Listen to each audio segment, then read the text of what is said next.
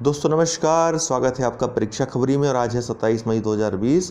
महत्वपूर्ण परीक्षाओं जुड़ी खबरें और करंट अफेयर्स देखते हैं सुबह के इस वीडियो में हम। और परीक्षाओं जुड़ी जो खबर आ रही है वो यह कि कल शासनादेश एक जारी हुआ उत्तर प्रदेश सरकार का। विभिन्न विभागों को जो परीक्षाएं आयोजित कराते हैं उनको ये कहा गया है परीक्षाओं के संदर्भ में जो प्रक्रियाएं रुक गई हैं उनको कैसे किस तरह से स्टार्ट कराया जाए, इसके संदर्भ में एक प्रतिवेदन हमें भेजें और शीघ्र इसके बारे में निर्णय लें। तो इसका मतलब है कि सरकार अब जो प्रक्रियाएं रुकी हैं उनको प्रारंभ कराना चाहती है, एहतियात बरतते हुए गाइडलाइंस जारी करेगी, इसके लिए लग रहा है। तो इसका मतलब है कि जल्द परीक्षा प्रक्रियाएं जो हैं आपकी स्टार्ट हो सकती हैं, प्रारंभ हो सकती हैं। तो आप लोग भी एकदम कमर कस लीजिए, एकदम रुमाल बांध लीजिए कमर पे, ठीक है, और पढ़िए बैठ करके। चलिए करंट अफेयर्स देख लेते हैं। और कोई अपडेट इंडिविजुअली किसी परीक्षा की आएगी 2018 की तो मिल रही है कि इस हफ्ते आ सकता है रिजल्ट, लेकिन अभी कंफर्म नहीं है क्योंकि अध्यक्ष महोदय बहुत दिन से लटकाए हुए हैं रिजल्ट। मतलब आपका परिणाम फरवरी मार्च में आ जाना चाहिए था, और मार्च में तो चलिए लॉकडाउन हो गया, उसके बाद से अभी तक बस यही हो रहा है कि अब आ जाएगा, अब आ जाएगा। खुद अध्यक्ष महोदय ने बयान दिया था कि मई में देंगे, तो इसलिए अभी भी लोग इस विश्वास में है कि मई में देने के लिए कहा था उन्होंने परिणाम। तो एक परिणाम तो दिया ही है एपीओ का रिजल्ट देने के बाद ये बना हुआ रिजल्ट कि ये होने लगा कि इसका जो है जल्द परिणाम आ सकता है 1-2 दिन में, लेकिन नहीं। फिर उसका जो है रीचेकिंग स्टार्ट हुई कि कहीं कोई गलती नहीं रहेगी, क्योंकि लोग तो कोर्ट चले जाते हैं छोटी छोटी गलतियों पे। तो उन गलतियों में भी सुधार कर लिया गया, परीक्षा परिणाम एकदम रेडी है, इसके बावजूद नहीं आ रहा है। तो कहीं ना कहीं इंटरव्यू की महिमा थी, इंटरव्यू नहीं डिसाइड हो पा रहा था। अब ये बात आ रही है कि इंटरव्यू डेट भी डिसाइड लगभग हो गई है, पैनल डिसाइड हो गया है बहुत पहले ही। तो इसलिए परिणाम दे सकते हैं, परिणाम देने में कोई अड़चन नहीं है, दे देना चाहिए सप्ताह। और कोई अपडेट इंडिविजुअल किसी एग्ज़ाम की अगर मिलेगी मुझे तो मैं तुरंत बताऊंगा। खबरें रुकेंगी नहीं, खबरें आएंगी। तो बात यही है कि अब खबरें उस तरह से प्रोड्यूस नहीं हो रही हैं जैसे पहले हुआ करती थी, और कहीं ना कहीं इसमें अध्यक्ष महोदय का बहुत बड़ा हाथ है। अध्यक्ष महोदय को इसके लिए बधाई के पात्र हैं वो कि गोपनीय खबरें बाहर नहीं आ पाएँ। ठीक है, खबरों से ज़्यादा पढ़ाई जरूरी है जो आपको करनी चाहिए। चलिए आगे हम करंट अफेयर्स देखते हैं। 27 मई को कोई ख़ास दिन नहीं है आपकी परीक्षा से संबंधित, परीक्षाओं को लेकर के, मतलब जो परीक्षा में पूछा जाए। तो इसलिए आगे बढ़ेंगे, आईना के बारे में देखेंगे। आईना क्या है? AI बेस्ड अटेंडेंस एप्लीकेशन है, कृत्रिम बुद्धिमत्ता आधारित उपस्थिति अनुप्रयोग, जो कि DRDO द्वारा विकसित किया गया है। भारत के जो रक्षा विकास और अनुसंधान संगठन है DRDO, इसके द्वारा ये विकसित किया गया है। बात करें यदि कृत्रिम बुद्धिमत्ता शब्द की, तो ये 2 शब्दों से मिलकर बना है, कृत्रिम आर्टिफिशियल और बुद्धिमत्ता इंटेलिजेंस। तो इंटेलिजेंस की बात करें, अगर हम बुद्धिमत्ता की बात करते हैं तो केवल एक जीव ऐसा है जिसका नाम आता है, वो है मनुष्य। तो मनुष्य के पास जो है संज्ञानात्मक क्षमता बहुत ही प्रबल होती है। मनुष्य का जो माइंड होता है उसकी स्टोरेज क्षमता का आकलन कोई नहीं कर सकता है, ठीक है। तो इसी का संज्ञानात्मक पक्ष की जब नकल करने लगे कोई कृत्रिम चीज़ जो है, जैसे रोबोट हो गया, आज कंप्यूटर हो गया, इलेक्ट्रॉनिक कोई मशीन हो गई, जब इसी की नकल करने लगे तो उसको कृत्रिम बुद्धिमत्ता कहते हैं, आर्टिफिशियल इंटेलिजेंस कहते हैं।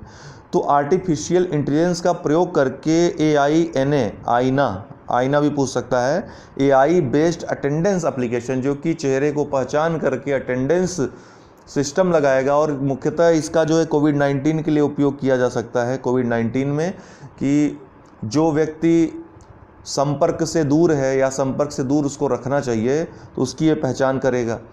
इसके अलावा इसका प्रयोग अन्य चीज़ों में हो सकता है, चाहे वो अपराध से संबंधित चीज़ें हों, आतंकवाद से संबंधित चीज़ें हों।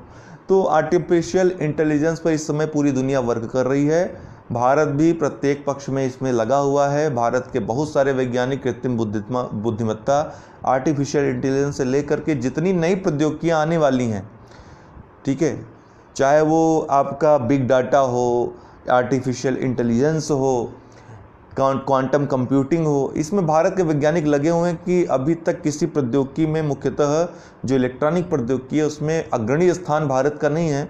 तो इनमें जो आने वाली प्रौद्योगिकियां हैं, चूँकि इनसे हम परिचित हैं, इनके बेस स्ट्रक्चर से हम परिचित हैं, तो भारत किसी में अग्रणी हो जाए, तो भारतीय वैज्ञानिक लगे हुए हैं। तो DRDO ने फिलहाल आईना को विकसित किया है।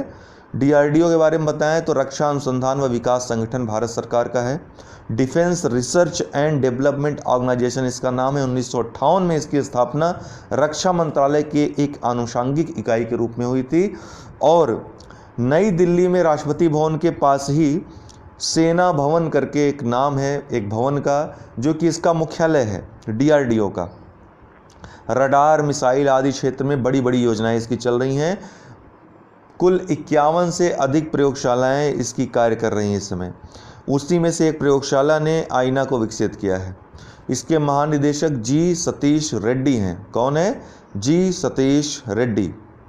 तो रक्षा से जुड़े अनुसंधान व विकास कार्यों हेतु अग्रणी संस्था है देश की डीआरडीओ। इंडिया, ये क्या है इंडिया? इंडिया ये एक नाम है। किसका नाम है? सैन्य युद्ध खेल केंद्र है, उसका नाम इंडिया रखा गया है।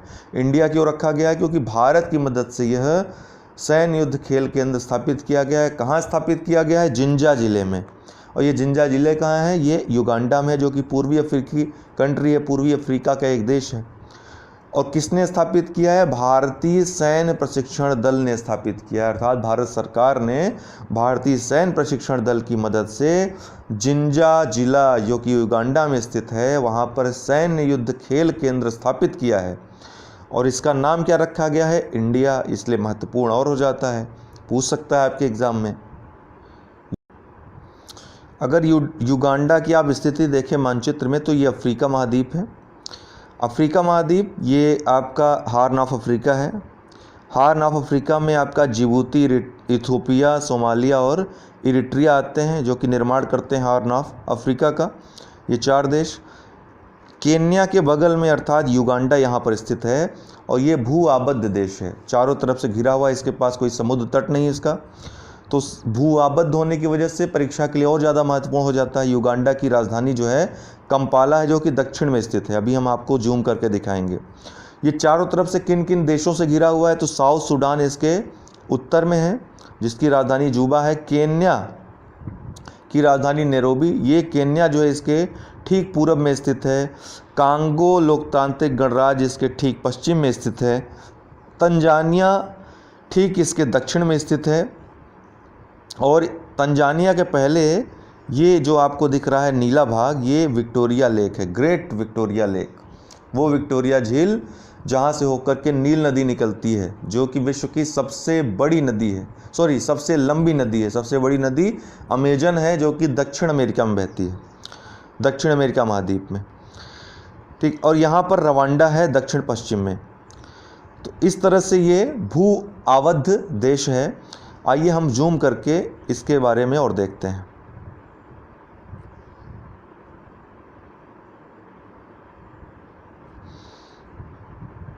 ये एक लेक विक्टोरिया है, बड़े भाग पर यह फैला हुआ है अगर दक्षिण देखा जाए युगांडा के। ठीक है ना। तो युगांडा की राजधानी कंपाला। इसके वहाँ पश्चिमोत्तर भाग में आप देखेंगे लेक अल्बर्ट स्थित है। ये एग्ज़ाम में आ चुका है। युगांडा के ये पश्चिमोत्तर भाग में है लेक अल्बर्ट। अगला है इन्वेंटर ऑफ द ईयर पुरस्कार 2020, जो कि विज्ञान के क्षेत्र में दिया जाता है, प्रतिष्ठित पुरस्कार है। ये राजीव जोशी को दिया गया इस बार का। यूएस वैज्ञानिक, भारत अमेरिकी वैज्ञानिक हैं, भारतीय मूल के अमेरिकी वैज्ञानिक कह सकते हैं, जो कि IBM कंपनी से संबंध रखते हैं। इनको जो है कृत्रिम बुद्धिमत्ता के क्षेत्र में कार्य के लिए और ढेरों अनुसंधान कार्यों के लिए इनको ये पुरस्कार इन्वेंटर ऑफ द ईयर 2020 दिया गया है। किसको? राजीव जोशी को। नाम याद रखिएगा।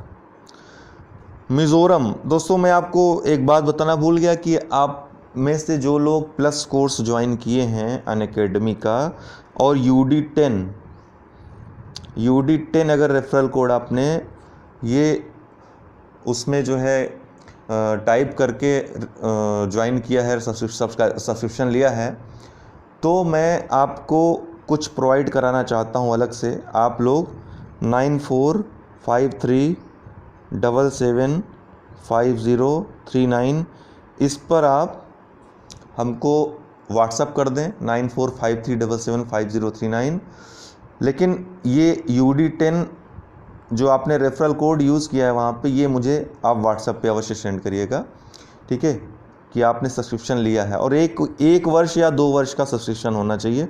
तो मैं आपको अपने कुछ पर्सनल नोट्स प्रोवाइड कराऊंगा, ठीक है, क्योंकि हमने कहा था आप लोगों से स्पेशल क्लास में, इसलिए मैं आज वो बात दोहरा रहा हूँ कि आप लोग यदि वहाँ पर एडमिशन लेते हैं तो फिर हमको बताइएगा, हम आपको एक्स्ट्रा आपकी हेल्प करेंगे, ठीक है। और कोर्स के बारे में कैसे ज्वाइन करना है, कैसे सब्सक्रिप्शन लेना है, वहाँ पर आप जाते ही अनअकैडमी लर्निंग ऐप पे जाएंगे तो आपको वहाँ पर सब कुछ अपने आप मिल जाएगा। आपको बस सर्च करना है कि किस में आपको एडमिशन लेना है, यूपीपीएससी या यूपीएससी सेक्शन में, बीपीएससी का अलग सेक्शन है, एमपी की तैयारी करना चाहते हैं अलग हैं। एक ख़ास बात यह है कि यूपीपीसीएस में, जैसे यूपीपीएससी में आपने एडमिशन लिया, Uttar Pradesh public service commission में सब्सक्रिप्शन ले लिया 1 वर्ष का या 2 वर्ष का, तो इसमें आपको फ़ायदा ये होता है कि 2 वर्ष तक आप फुर्सत हो जाते हो, आपके पास लाइव क्लासेस आने लगती हैं और आप जिसकी चाहे उसकी लाइव क्लास ले सकते हो, जितनी मर्जी उतनी क्लास ले सकते हो, सर्च कर के टॉपिक वाइज क्लास ले सकते हो, कोई ऑप्शनल सब्जेक्ट होगी उसकी क्लास ले सकते हो, कुछ भी कोई भी एग्ज़ाम का क्रैश कोर्स चलेगा उसकी क्लास ले सकते हो, पीडीएफ, वीडियोस, टेस्ट, क्विज, सब कुछ आपको मिल सकता है एक सब्सक्रिप्शन में। तो ये फ़ायदा होता है, इसलिए हम लोग कहते हैं कि प्लस कोर्स आप ज्वाइन करिए, वो आपके लिए फ़ायदेमंद है यदि आप कहीं ऑफलाइन कोचिंग नहीं कर रहे हैं तो। फिलहाल मिज़ोरम से अंतिम खबर है, खेल को उद्योग का दर्जा देने वाला पहला राज्य बना। तो खेल को इसने उद्योग का दर्जा दिया है, किसने? मिज़ोरम ने। कुछ और बातें हमने युगांडा के बारे में आपको नहीं बताई, जान लेना आवश्यक है, जो कि युगांडा की राजधानी हमने बताया कंपाला है, लोकतांत्रिक गणराज्य है। राष्ट्रपति युगांडा के यावेरी मुसेवेनी हैं, यावेरी मुसेवेनी, और प्रधानमंत्री अपोलो सिम्बाब्वे। और मुद्रा जो है, मुद्रा युगांडा की है शीलिंग, शीलिंग, ठीक है, शीलिंग मुद्रा है युगांडा की। तो मिज़ोरम खेल को उद्योग का दर्जा देने वाला पहला राज्य बना। मिज़ोरम के बारे में बात करें तो मिज़ोरम भारत का उत्तर पूर्वी राज्य है, प्रमुख राज्य है। आइजोल इसकी राजधानी है। 20 फरवरी 1987 को, पूछता है 1987 20 फरवरी को 23वां राज्य भारत का बना था। इसमें जो विधानसभा सीटें हैं 40 हैं और लोकसभा राज्यसभा सीटें एक एक हैं। लोकसभा में एक प्रतिनिधि जाता है, राज्यसभा में भी एक प्रतिनिधि मात्र जाता है। तो लोकसभा राज्यसभा दोनों में एक एक प्रतिनिधि मिज़ोरम के हैं। इस समय चीफ मिनिस्टर जो हैं जोराम थंगा हैं। मिजो नेशनल फ्रंट से ये आते हैं, ये पार्टी है इनकी। यहाँ के मिज़ोरम के लोगों का जो 80% लोग हैं वो कृषि कार्यों से जुड़े हुए हैं। झूम कृषि का प्रचलन यहाँ पर पाया जाता है। कुल 8 ज़िले हैं यहाँ पे, और इसका हाई कोर्ट जो है वो गुवाहाटी, असम का हाई कोर्ट का ये क्षेत्राधिकार में आता है मिज़ोरम। ये भारत के उत्तर पूर्वी राज्य हैं और ये है मिज़ोरम, और ये है आइजोल इसकी राजधानी। मिज़ोरम की जो सीमा है महत्वपूर्ण है जानना कि म्यांमार और बांग्लादेश से लगती है, ठीक है। मिज़ोरम की जो सीमा है 2 देशों से लगती है, बांग्लादेश और म्यांमार। और अगर आपने लर्निंग ऐप अभी तक डाउनलोड न किया हो, अनअकैडमी लर्निंग ऐप, तो इसको डाउनलोड इंस्टॉल कर लें। यहाँ पर कोई भी विषय, किसी भी एजुकेटर को आप सर्च करेंगे, कोई टॉपिक सर्च करेंगे, आपको मिल जाएगा, आप आराम से पढ़ाई कर सकते हैं। या फिर चाहें तो सब्सक्रिप्शन लेकर के पढ़ाई कर सकते हैं। सब्सक्रिप्शन आपको 1 मंथ से लेकर के 2 साल तक के उपलब्ध हैं, अर्थात 1 साल 1 महीने से लेकर आप 2 साल तक का एडमिशन ले सकते हैं। प्रशुल्क कुछ उसमें लगेगा, जो भी सब्सक्रिप्शन चार्जेस हैं देकर पढ़ सकते हैं। हमारा रेफरल कोड अगर आप यूज़ करते हैं, रेफरल कोड है UD10 मेरा, ये यूज़ करते हैं तो किसी भी कोर्स में आपको छूट मिल जाएगी, ठीक है। तो इसको अवश्य, अगर आपको ज्वाइन करना है तो UD10 रेफरल कोड अवश्य यूज़ करिएगा, ठीक है ना। तो 12 महीने का कोर्स में जैसे 7,000 रुपये आपका लग रहा है, तो 24 महीने कोर्स में उसी कोर्स में 9100 रुपये लगेंगे। तो आपका 2 वर्ष का जो फ़ी रहेगी वो कम पड़ रही है। तो आप चाहें तो 2 साल के लिए सब्सक्रिप्शन ले सकते हैं, पढ़ सकते हैं आराम से, तब तक आपका सिलेक्शन भी हो जाएगा कहीं ना कहीं, ठीक है। तो UD10 आप याद रखिएगा रेफरल कोड। तो दोस्तों आज के लिए इतना ही, बहुत बहुत धन्यवाद।